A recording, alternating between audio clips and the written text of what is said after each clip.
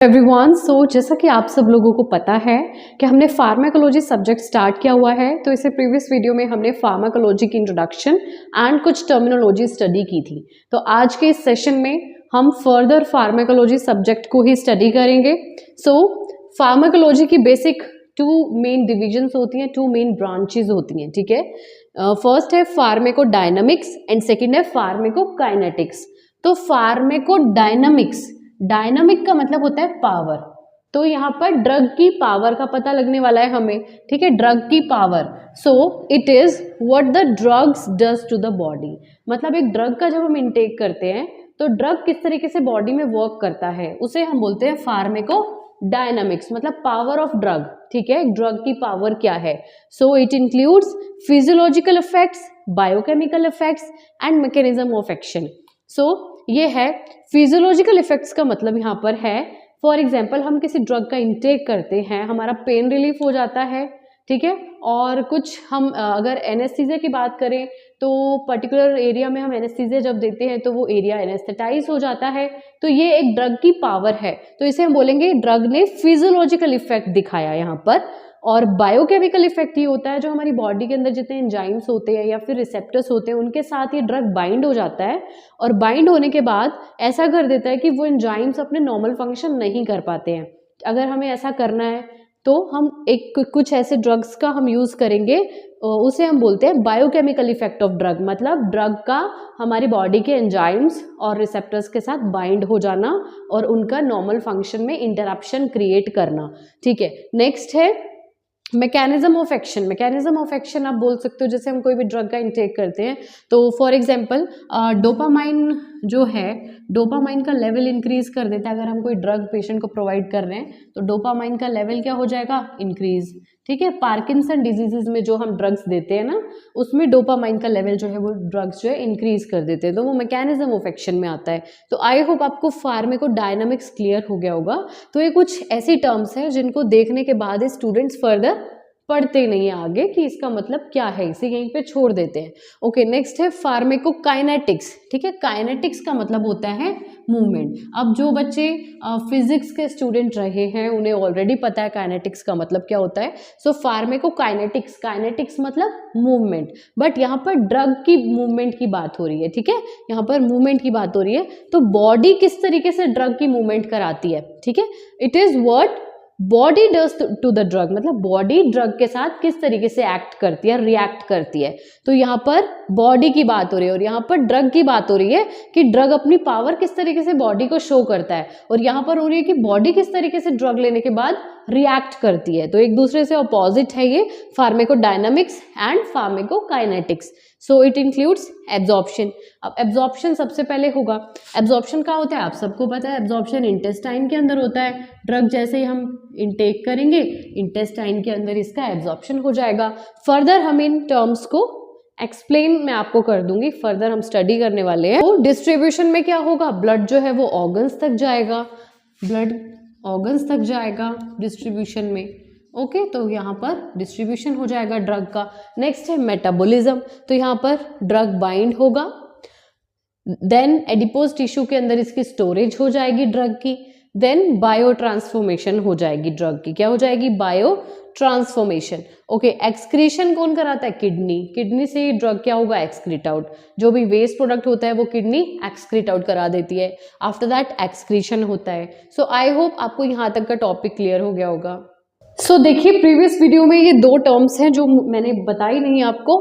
So first है first pass metabolism, जिसे हम प्री सिस्टमिक मेटाबॉलिज्म बोलते हैं। प्री सिस्टमिक मतलब सिस्टमिक सर्कुलेशन, ब्लड में जाने से पहले जब हमने कोई ड्रग का इंटेक किया वो भी हमारे सर्कुलेशन तक पहुंची नहीं, उससे पहले उसका मेटाबॉलिज्म हो गया, ठीक है, उसे हम बोलते हैं फर्स्ट पास मेटाबॉलिज्म। ब्लड में तो जानी है बट उससे पहले उसका जो मेटाबॉलिज्म हुआ है उसे हम फर्स्ट पास मेटाबॉलिज्म बोलते हैं। It is metabolism of drug before reaching systemic circulation. Metabolism occur before bio availability. अब बायो अवेलेबिलिटी क्या है, देखिए यहाँ मैंने मेंशन किया है, ये भी आपको बताई जाएगी। So bioavailability is known as first pass metabolism.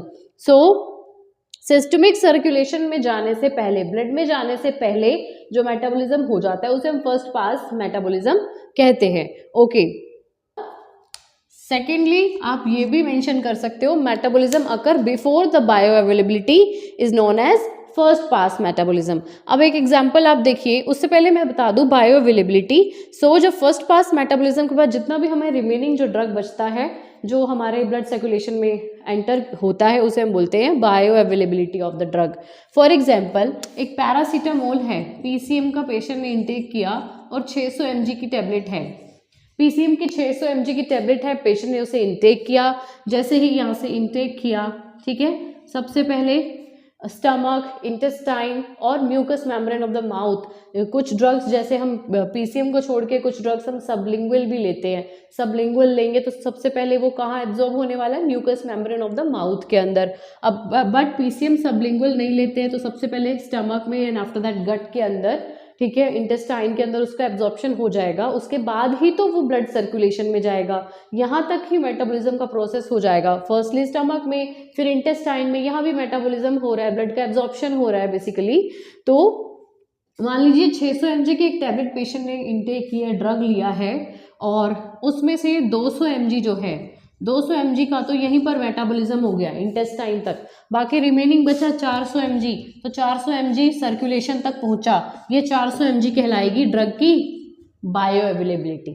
तो आई होप आपको क्लियर हो गया होगा, ये 400 mg कहलाएगी ड्रग की बायो अवेलेबिलिटी, ठीक है। 400 mg ही कहाँ तक पहुंच पाया, सर्कुलेशन तक पहुंच पाया, बाकी का जो 200 mg था वो क्या हो गया, मेटाबोलाइज हो गया, फर्स्ट पास मेटाबॉलिज्म में चला गया, और जो रिमेनिंग 400 mg था वो सर्कुलेशन तक पहुंच पाया। ये है इस ड्रग की बायो अवेलेबिलिटी, और ड्रग का फर्स्ट पास मेटाबॉलिज्म कितना हुआ, 200 mg हुआ। सो देखिए जो ये नेक्स्ट टर्म है ये ड्रग टॉलरेंस, मतलब ड्रग की बॉडी में टॉलरेंस हो रही है, जितना हम ड्रग का इंटेक कर रहे हैं वो फर्स्ट पास मेटाबॉलिज्म में ही मेटाबोलाइज हो रहा है, ठीक है, सिस्टमिक सर्कुलेशन तक पहुंच ही नहीं पा रहा है। More first pass metabolism, less bioavailability, ठीक है, बायो अवेलेबिलिटी कम है, मतलब सिस्टमिक सर्कुलेशन तक जो ड्रग का अमाउंट है वो बहुत कम पहुंच पाया है। तो ऐसा स्मोकर्स के केस में होता है, स्मोकर जो लोग स्मोकिंग करते हैं या फिर टबैको इंटेक करते हैं, इनके केसेस में क्या होता है, फर्स्ट पास मेटाबॉलिज्म इनका ज़्यादा होता है, ठीक है, मतलब जो ड्रग का जो मेटाबॉलिज्म है वो फर्स्ट पास मेटाबॉलिज्म ज़्यादा हो जाएगा, और जो सिस्टमिक सर्कुलेशन तक जो ड्रग है वो कम पहुंच पाएगा। तो इसका ट्रीटमेंट क्या होगा, हमें ड्रग की डोज बढ़ानी होगी, ठीक है। ट्रीटमेंट क्या होगा इसका, यहाँ पर हम क्या करेंगे, increase the dose of drug, drug की डोज हमें बढ़ानी होगी, ओके। ड्रग टॉक्सिसिटी होना, मतलब टॉक्सिसिटी, आप जैसे कि इसका नेम साउंड कर रहे हैं, टॉक्सिसिटी का मतलब जो सिस्टमिक सर्कुलेशन में ड्रग है वो बहुत ज़्यादा पहुंच रहा है, यहाँ पर फर्स्ट पास मेटाबॉलिज्म कम हो रहा है और बायोअवेलेबिलिटी ज़्यादा हो रही है, मतलब इससे अपोजिट कंडीशन है। तो इसका ट्रीटमेंट क्या होने वाला है कि ड्रग की जो डोज है उसे रिड्यूस करना पड़ेगा, reduce the dose of drug. जिस तरीके से मैं आपको स्टडी करा रही हूँ, बहुत ही इजी मेथड से मैं आपको स्टडी करा रही हूँ ताकि आपको बहुत अच्छे से क्लियर हो पाए। और अगर आपकी कोई क्वेरी हो तो मुझे कमेंट डाउन कर दीजिएगा, मैं ज़रूर क्लियर आउट करूँगी। सो अब हम ब्रीफली स्टडी कर रहे हैं कि ड्रग का एब्जॉर्प्शन किस तरीके से होता है और कौन कौन से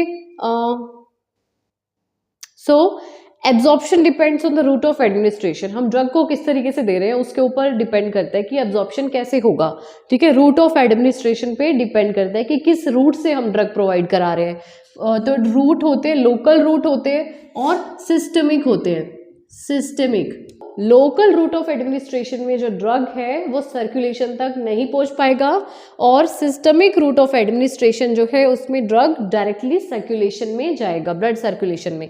सो लोकल देख लेते हैं कौन कौन से, इनहेलेशन, कुछ ऐसे ड्रग्स होते हैं जो वेपर फॉर्म में प्रेजेंट होते हैं जिन्हें हम इनहेल करते हैं, ठीक है। नेक्स्ट है इंस्टिलेशन, जैसे हम ईयर में ड्रॉप्स डालते हैं, कुछ ऐसी मेडिसिन होती है जिनकी हम ड्रॉप्स डालते हैं, ear drops.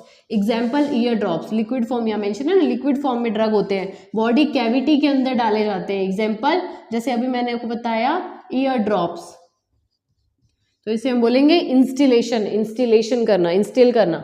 Insertion, solid drug की हम एडमिनिस्ट्रेशन कर रहे हैं उसे हम बोलते हैं इंसर्शन।